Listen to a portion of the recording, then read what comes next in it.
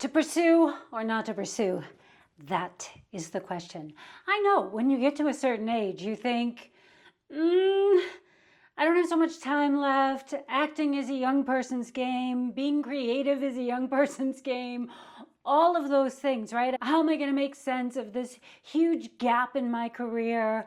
All of these questions start going through your head. But I want to tell you that all of that life experience you have, all of those feelings that you have learned how to interpret, all of that emotional intelligence that you now have, those are amazing assets. Not to mention that many of you over 40 are a little bit more settled in your life, so you're not going to be as easily swayed or misled by things, shiny object syndrome, let's call it that. Things that maybe distract younger people, or at least they certainly distracted me when I was younger. No, as a matter of fact, you've had a long time to think about this. So if you're coming to acting at an age, let's say anytime over 40, you've probably been thinking about being an actor for a very long time. And for whatever reason, you haven't made that happen. So maybe life got in the way, that happens. Maybe kids got in the way, that happens. Those are all wonderful things. And again, they don't detract from what you have to offer. As a matter of fact, they add to it authentically because you know a lot about these life experiences that people who've had tunnel vision their entire lives and have just sort of put their head to the grindstone and decided they're going to be an actor at the expense of everything else. And believe me, I know a lot of people who have done that. Literally people who have said things like, I'm married to my career, which is all well and good, but we are portraying people with human experiences. And you can't just be taking guesses on how that works. You actually have to have some sort of beyond empathy so that you can authentically play these complex roles that are so inspiring, right? The kind of roles that we as actors love to play.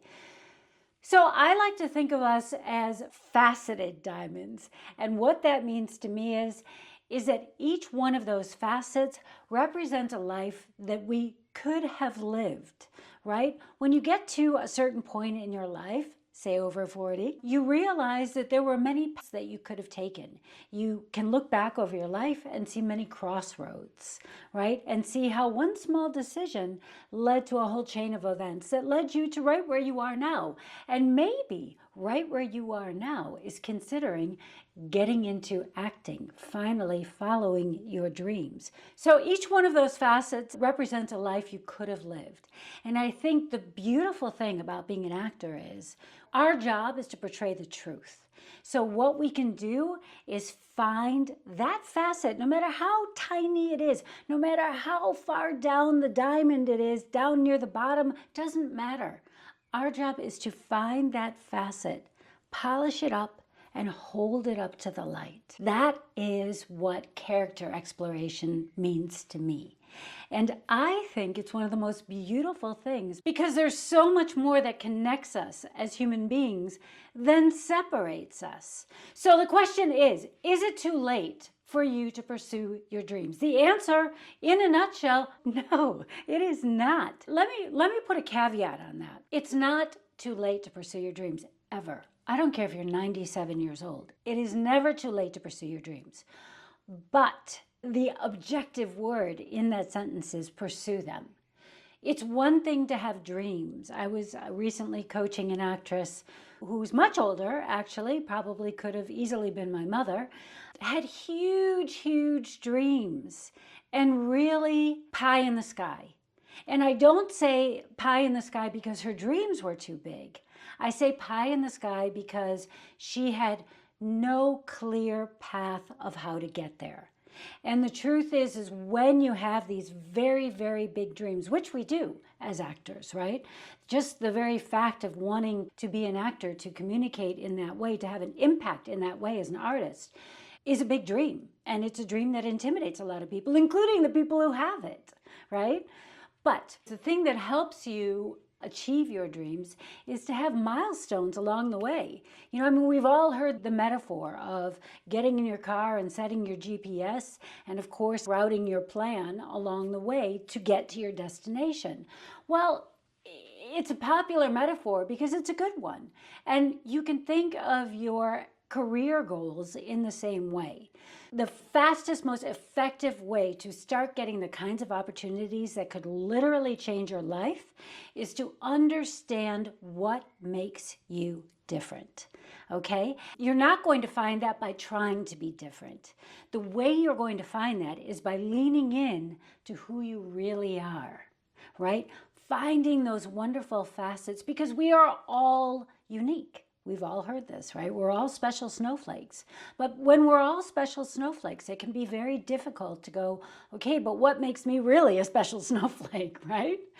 So the thing is, we are so close to ourselves that it's very, very difficult to see ourselves clearly, because our perceptions of ourselves are colored by what we would like people to see and what we are afraid they're going to see. It's both of those things, sometimes stronger in one direction than the other. Some people are more leaning in to the things that they want people to see about them and shying away or trying to hide the things that they don't want people to see, while other people are kind of hard on themselves. They don't even give themselves the grace that they would give to a character that they're playing who, I don't like to use negative words when talking about characters, but just say a murderer, right? Somebody like that who you have got to find the humanity in even the most despicable of people.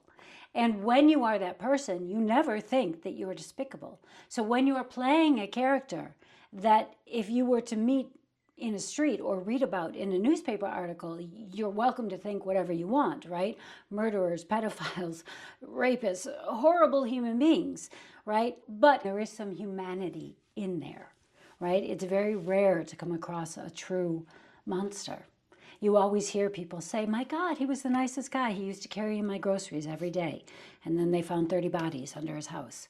So there's always humanity within all of the characters we play. As actors, it is our job to find that humanity in them and give them that grace so that we can play them with authenticity, right? But I find that so many actors don't extend that same grace to themselves. And I find that just heartbreaking. So as I was saying, a lot of people lean into the things they want people to see about them. They want people to think about them. And they lean away from the things that scare them, right? For instance, a lot of the times people will think that something about them is not good. I'll just give myself as an example, right? People always think I'm very, very together. And in a lot of ways, I am. But I am also completely scattered and disorganized in other ways. And it is just a fact of who I am. I try and make it better, but it's a fact of who I am. And that conflict is something that makes me interesting as a person. Another thing is, when I first came back to acting, I was very insecure about my age. I was 47 when I returned. I'm almost 58 now, so it's been 11 years since I returned to acting. But it was when I finally was just like, okay, well, I ain't getting any younger. This is what it is. And the alternative to getting older is not pretty, people. It's not a pretty thing. So I would rather continue to get older.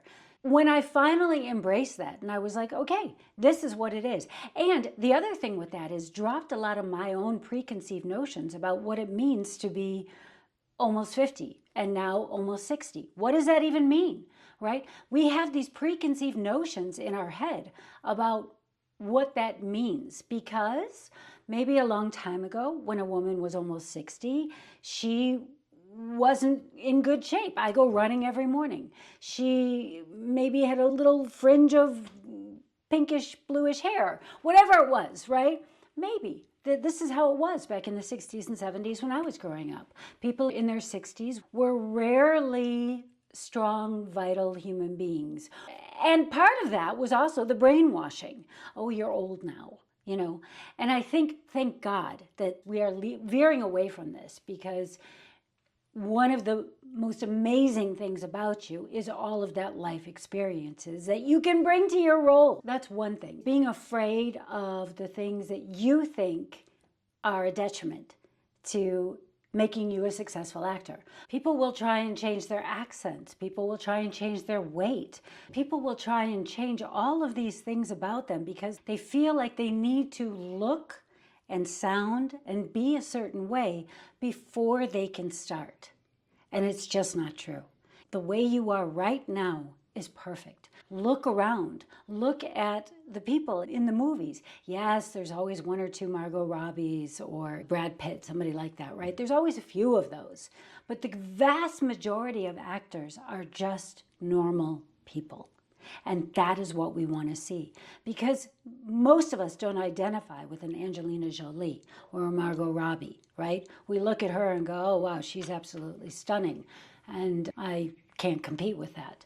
So don't try, right? There are always going to be roles for people other people can identify with, right? Because that is what we are doing up until, or at least that's what I'm trying to do. The reason that I act is to connect, to turn something that maybe was ugly an experience in my life and make it beautiful by interpreting that in a new way through a new role. So is it too late? No, it's not. The fastest, most effective way to get the kinds of opportunities that are going to lead to life-changing roles is to understand those things about yourself that make you unique. The second most important thing to do is to get an outside perspective because you are seeing yourself through the lens of your own perceptions. Yes, maybe I just did that crazy thing. Not on purpose, but it was a Freudian slip, but it was a good one because your own perceptions are not clear. We do not see ourselves clearly. So it's so important to get the feedback of a mentor, a coach, a mastermind group, other people who are on the same path as you are, and ideally a few steps ahead of you. That would be very helpful because they need to also have a clear understanding of what it means to brand yourself as an actor. And I know a lot of actors get very, very confused. What is brand? I don't get it. I'm not a can of beans. What is this, right? I'm not fond of this word brand, but it is a fact of what it is, right? And you can consider your brand your niche, right? We are living in a niche world and actors are no exception. So you will find that when you understand how to stand out, and you won't stand out by trying to be different, you're going to stand out by leaning into who you really are. People who are in a position to hire you, to book you, will have a much better understanding of how to book you. Right? The more you are you, the more they know what to do with it. When we start overthinking, you know, when you're doing a scene and you start overthinking it, you get in your head instead of just being in the moment, and it sucks. Well, our brand is very much the same way because you don't want to be in the moment sculpting it. You want to understand what it is and then leave it alone. Just like we do our homework for a scene and then we leave it alone, right? Just like we have a director for a scene that will help us shape it, that will help us find the true meaning, the subtext, the interesting twists and turns, and the overall arcs in that scene. That's what a good coach is going to do when it comes to your branding. They are going to help you identify the things that you should be leaning into. When you haven't achieved a certain level of success in your career, when you're still sort of fighting for roles in independent films or commercials, or maybe doing background work, you haven't yet started to book co-stars or guest stars or recurring roles or supporting roles or even a lead. When you're at that point, it's so important to lean in to the things that make you unique because then you're going to be able to gather all that low-hanging fruit. And once you've gathered up all that low-hanging fruit, then you can start to climb that tree and start picking the cherries up at the top. That's what I'm talking about. But the most important thing in understanding your brand is getting that feedback. Is the message that I am delivering being received in the way I want it to be received, right? Because yes, you do have a hand in shaping your brand, but you cannot be delusional. You have to go with what you have, and you can shape it a bit. For instance, before I really understood brand, I was only really getting roles for the antagonist, for kind of boss bitches, really icy, cold, like people who would, like a spider who was ready to pounce, but very sort of calculating and all that. And if you talk to me for even just a couple of minutes, you'll see I'm very animated. I'm a lean in type of person. I like to think of myself as a warm person. I project a lot of warmth, and I'm certainly a very, very maternal person. So when I was able to shape my brand in a way that showed some of my inner characteristics as opposed to just my superficial characteristics, which is what I was getting cast on initially, I then started to get opportunities for much bigger roles. Most recently was a Netflix series, which is still under NDA, otherwise I would tell you. But that's when I saw my roles go from being small co-star, recurring, supporting or lead in independent films. But that's when I saw them really jump, and where I started getting offers to audition for a lead in a major network film and supporting roles in major network series. That's what made all the difference for me, was understanding my brand and then understanding the different layers of it. Each one of us has many layers to our brand, but let's just say there's the first impressions layer. That's going to be what you get typecast on. It's based almost 100% on what you look like, what you sound like, how you move, those kind of things. Just the superficial things that if you were to walk into a room and you would look at someone and you go, oh, okay, I think I know who this person is, which of course you don't. So when you go over them and you start to talk to them a little bit, then maybe you notice, oh, this person's kind of funny, or this person's totally arrogant, or completely self-absorbed, or amazingly warm and caring, right? There are all these different things that start to come across. And the more you talk to that person, then you start to really get into their core characteristics. And their core characteristics are things like drive, ambition, compassion, right? Things that are not immediately evident or even evident always within a 10-minute conversation, right? So it's getting to those deeper layers that will be getting into the brand of who you are. But you can't discount the outer layers. They are also part of your brand. So I hope that makes sense, because it's really, really important to understand what your brand is so that you can then infuse all of your marketing and your networking with that. The other thing that understanding your brand is going to really help you with, apart from marketing, obviously, and when I say marketing, what I mean is creating a coherent picture across everything that you put out there. Your marketing is everything macro, right? So your headshots, your show reels, all of that stuff, right? Your casting portals, your website, all of it. But it is also micro. So it's also the messaging that you are sending out when you're sending your emails. I think a lot of actors are really afraid to show their personality, to talk to people in a way that they would if the stakes weren't so high. And that's a big mistake, because people want to know who you are. And again, here a good coach, a good branding coach, can really help you to hone your messaging. In my course, Get Better Roles, one of the things we work on is creating an email template that is very much you. And the way you do that is you start with one person in mind. You have one person and one objective in mind. Say you want a new agent, or you want to reach out to a casting director, and you craft your email as if you're talking to that one person. And you tell that person everything that you would ever want to tell them, and then you take your big red pen and you start editing, so that by the time you've edited that email down to the appropriate length, which is going to be less than 350 words, your personality, your castability, your wins, and your career highlights are all over that thing in a way that is interesting and compelling to read. And that is super important. So that is one of the ways that you can articulate your brand that's very tangible, that you can then send out to casting directors, to agents, to directors, producers, screenwriters, whoever you want to be communicating with, right? And that's your messaging on a micro level. The other thing that understanding your brand is going to do, because part of your brand is also understanding your themes, the themes that drive you, the themes that resonate with you, the kinds of roles that you can play most authentically and that you enjoy playing the most.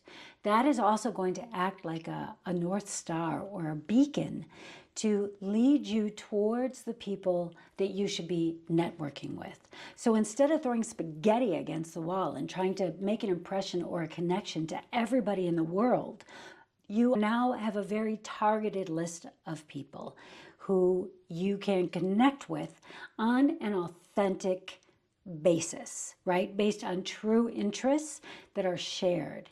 And the good thing about that is when you really lean into who you are, it also acts as a filter. So you are filtering out the people who don't like it because, baby, I gotta tell you, you're not gonna be for everybody. And that's okay. You don't need to be for everybody. It's going to be attracting the people who are. And when they are attracted to you, being you, you know that you are being appreciated and valued for who you are as an actor. And that is an amazing place to be. So if you are a trained actor who has been trying to get to the next level in your career for at least a few years, but find that you are feeling overwhelmed, you don't know what to do, or you know that there are a million things you could be doing, but you don't know which one of those things would be the most effective, then reach out to me and book a strategy call. Because if you are serious about getting to the next level, I can help you do that. So until next time, you stay your bold and beautiful self. Bye-bye.